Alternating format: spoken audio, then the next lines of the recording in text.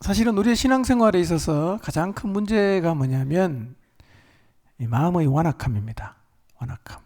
이거는 겉으로는 잘 보이지 않는데 매우 심각한 겁니다. 왜냐하면 이것은 말씀을 막아요. 그래서 결실을 못하게 합니다. 만약에 내 마음이 완악하다 그러면 내 마음의 완악함이 나도 모르게 하나님 말씀을 들으면 다 막아요. 아무리 많이 들어도 결실이 안 됩니다. 결실이 안 된다는 말은 뭘 안 한다는 얘기입니까? 순종이 안 된다는 말입니다. 그러니까 이만큼 우리의 마음의 완악함이라는 것은 심각한 얘기입니다. 그런데 의외로 이 마음의 완악함이라는 것이 우리 안에서 한 100명 중에 한두 명만 있으면 그래도 다행인데 의외로 우리가 생각하는 것 이상으로 우리 안에 완악한 사람이 훨씬 많다는 겁니다. 어쩌면 100명 중에 한 50명일 수도 있고요. 그보다 훨씬 더 많을 수도 있어요.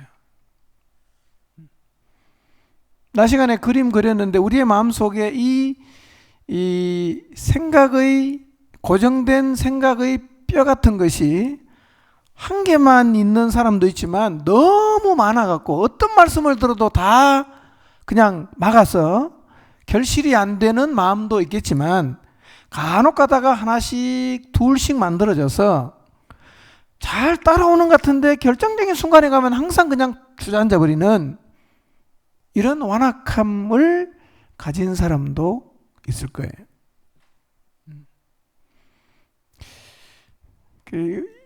이 완악함의 문제가 해결이 돼야 됩니다. 그러면 이 마음의 완악함을 어떻게 하면 없앨 수 있을까요? 예를 들면 내 마음을 말씀에 비추어 보니까 완악해요. 자존심도 있고 정서적인 왜곡도 상처도 있고 자기 확신도 있고 세상의 가치가 탁 이렇게 내 마음속에 자리를 잡아서 하나님 말씀을 받아도 다 이렇게 거부하는 이런 완악함이 있다면 어떻게 하면 해결할 수가 있을까요? 완악함을 버리는 방법이 있는데 쉽지는 않습니다. 쉽지는 않습니다. 근데 분명히 완악함의 문제는 해결이 됩니다. 답은 이것입니다. 하나님의 말씀을 듣고 순종할 수 없다고 절대로 핑계하지 않으면 됩니다. 순종 안 하는데 대놓고 순종 안 하는 사람은 이거는 진짜 완악한 사람이에요. 대개는 하나님 말씀을 듣고도 순종 안 하는 사람은 이유를 다 댑니다. 너무나 근사한 이유를 대기 때문에 들어보면 그 정도면 안 해도 괜찮을 것처럼 들린단 말이에요.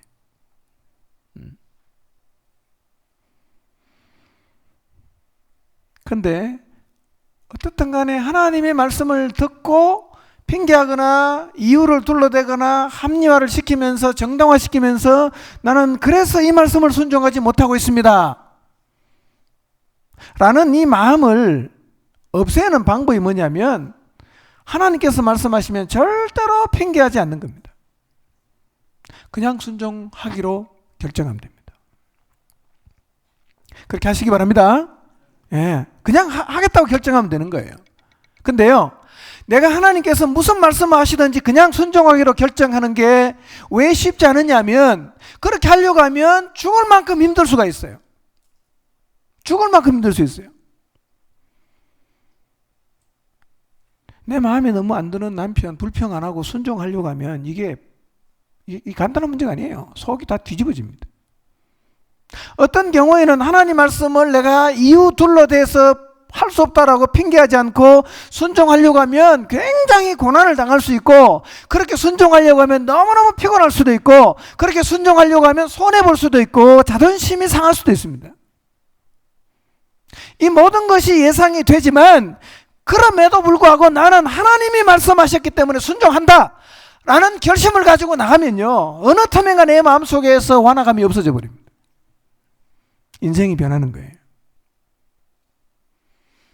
자존심 지키려고 하지요. 피곤하게 안 살려고 하지요. 손해 안 보려고 하지요. 안 지려고 하지요. 상식대로 하려고 하지요. 이러니까 순종 못할 부분이 우리의 삶에서 굉장히 많아집니다. 결정적인 것은 다 순종 안 하는 거예요. 그러니까 우리가 영적으로 침체하는 겁니다. 교회는 다니는데 하나님이 주시는 기쁨이 뭔지를 잘 모르는 거예요. 시름시름 병을 앓는 사람처럼 영적으로 힘이 하나도 없어요.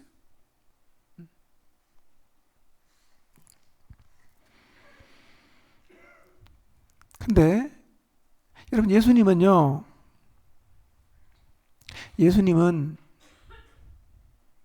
십자가를 졌잖아요. 인간이신 예수님께서 십자가를 져야 된단 말이에요. 생각 안 해봤겠어요? 그 십자가를 지면 그게 얼마나 고통스럽다는 생각을 안 하셨겠어요? 만약에 오늘 여러분이 십자가를 진다고 하면 가정하고 한번 생각해 보세요.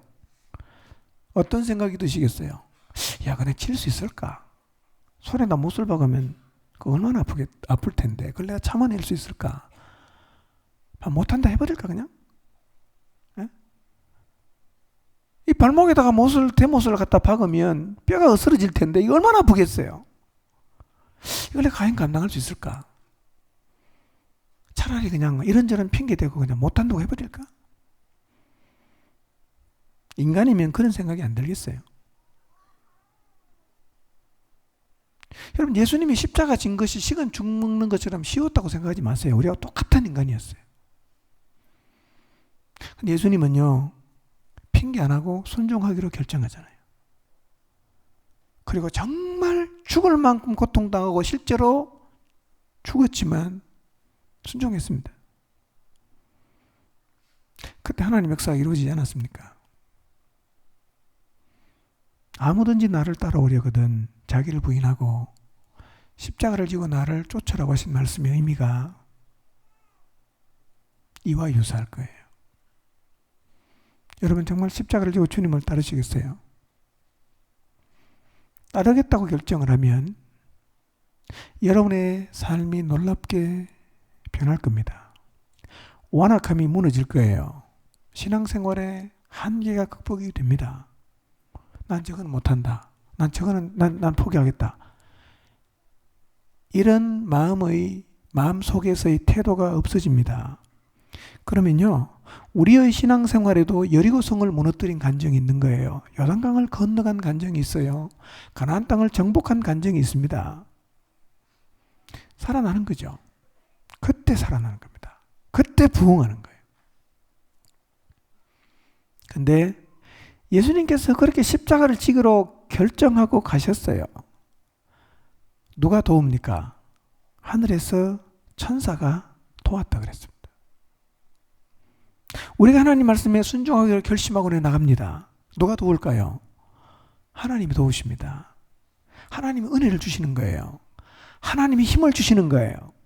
도저히 감당을 못하면 피할 길을 주시는 거예요. 그래서 고난 가운데 하나님 경험하는 겁니다.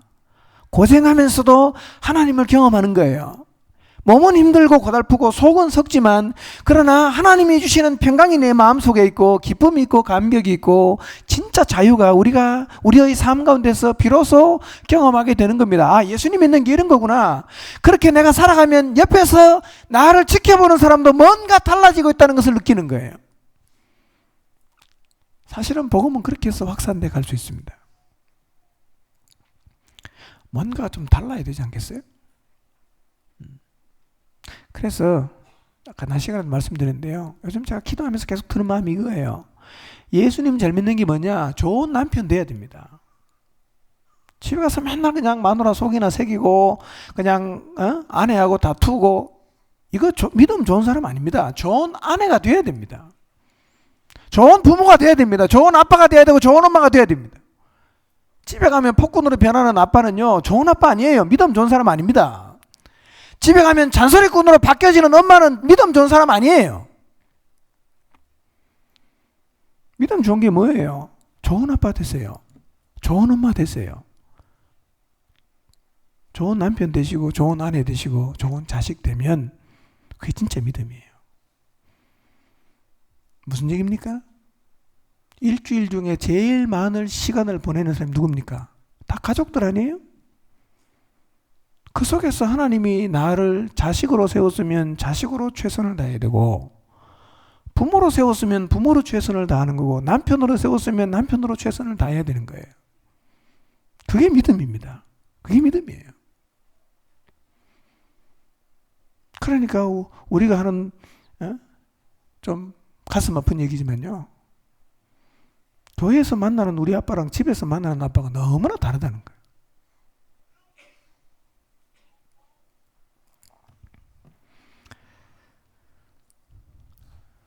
하나님 말씀대로 순종하려고 하면요, 죽을 만큼 힘들 수 있습니다. 그래도 하나님 말씀하시면 순종하시겠습니까? 그때 완악함이 없어지는 거예요. 그때 하나님이 진짜 경험되는 겁니다. 그래, 내가 하나님 말씀 순종하기로 결심하면 남편이 갑자기 변할 것이라고 생각하지 마세요. 안 변할 수 있습니다. 굉장히 오랫동안 안 변할 수 있어요. 그래도 나는 하나님이 남편에게 순종하라고 했으니까 끝까지 그렇게 살겠다고 결심하고 가는 겁니다. 하나님이 아내 사랑하라고 했으니까 남편으로서 나는 아내를 끝까지 사랑하는 거예요. 사랑 안쓰러워도 사랑하기로 결심하고 가야 됩니다. 이게 사실은 쉽진 않아요. 근데 그렇게 해야 됩니다. 결단하면 하나님이 도우십니다. 아멘. 이유 안 달고 하나님 말씀대로 가겠다고 결심하면요, 하나님이 반드시 여러분을 도와주십니다. 그리고 그렇게 순종할 수 없을 정도로 저거는 도저히 안 될 것이라고 생각했던 그 문제가 가능해지는 경험을 하나님이 틀림없이 여러분에게 하게 하십니다. 네. 그런 간증이 있어야 돼요. 그리고 우리들로 하여금 하나님의 말씀 앞에서 주저하게 만들고 갈등하게 만들고 순종하지 못하게 강력한 힘으로 나를 끌어당기는 힘이 있는데, 그게 뭐라 그랬어요? 욕심입니다. 욕심. 저 그림만 잘 보시면 되겠습니다. 저 원숭이의 손에 잡힌 이 바나나가 여러분에게는 자식일 수 있고, 여러분에게는 돈일 수 있고, 여러분에게는 사람에게 인정받고 싶은 마음일 수 있고, 여러분에게는 명예에 대한 욕심일 수 있고, 집에 대한 욕심일 수 있고, 그렇습니다. 그거를 놔야 됩니다. 놔야 됩니다. 에스겔서 말씀을 잘 보시면 그 백성들이 에스겔을 하나님의 선지자로 인정했습니다. 저 사람 선지자 맞다. 왜냐하면 에스겔이 예언한 대로 이루어졌어요. 우리 다 저 사람이 무슨 얘기하는지 들으러 가자 그러고 갔어요. 들었습니다. 근데 행동은 뭘 합니까? 마음속에 있는 욕심을 따라 행동해버렸습니다. 귀로는 듣고 실제 행동은 욕심으로 가는 거예요. 이게 이스라엘 백성의 이야기가 아니라 우리들의 이야기란 말이에요. 내 얘기입니다. 참 이 욕심을 내려놓는 게 잘 안 돼요. 이게요. 참 잘 안 됩니다, 여러분. 그렇지만 이제 한번 직면해 보시기를 바랍니다. 놓는 연습을 해보세요. 놓는 연습을 해보세요. 그리고 진짜 욕심을 내려놓고 주님을 바라보면서 걸어가는 역사들이 여러분의 삶 가운데서 일어나게 되시기를 바랍니다. 이거 내려놓으면 자유가 생기는 거예요.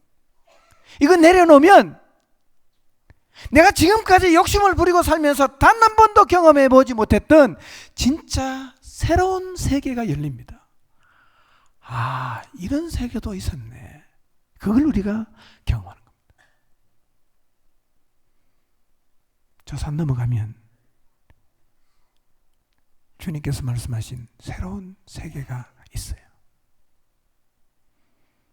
욕심을 내려놓고 여러분 꼭 한번 가보시기를 바랍니다. 그렇게 되면요, 우리가 영적으로 강해지는 거예요. 우리 영혼이 살아나요. 그래서 진짜 달라집니다. 이게 뭐냐? 이게 부흥입니다. 부흥. 부흥은요, 전도 프로그램 잘 이렇게 만들어갖고 사람이 부글부글하는 게 부흥이 아니고, 우리 각자가 하나님 말씀에 절대적으로 순종하기로 결심하고, 그리고 순종한 간증들이 나누어지는 그 자체가 부흥입니다. 우리의 내면에 그렇게 부흥되면 성경에서 말씀하고 있는 부흥의 현상은 반드시 따라오게 되어 있습니다. 반드시 따라오게 되어 있습니다.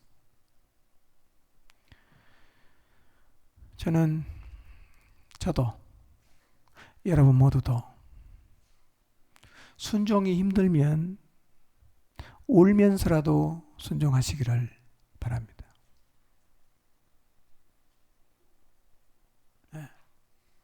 가쁜 숨을 몰아쉬면서도 순종하시기를 바랍니다. 지옥이라는 느낌을 받으면서도 하나님 말씀에 한번 순종해 보십시오. 진짜 여러분의 영혼이 살아납니다. 정말 우리가 하나님이 주시는 부흥을 경험할 수 있게 됩니다.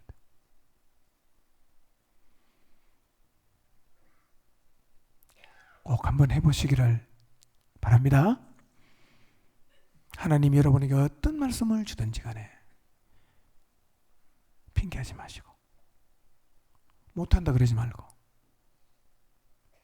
네, 주님 제가 한번 해보겠습니다. 지금 생각하면 아득하고 하늘이 노랗지만 그래도 한번 제가 하겠습니다. 이런 마음을 품고 주님 앞에 나가서 하나님 제가 순종할 테니까 감당할 수 있도록 제게 은혜를 주십시오. 제 마음속에 평강을 주시고 힘을 주십시오.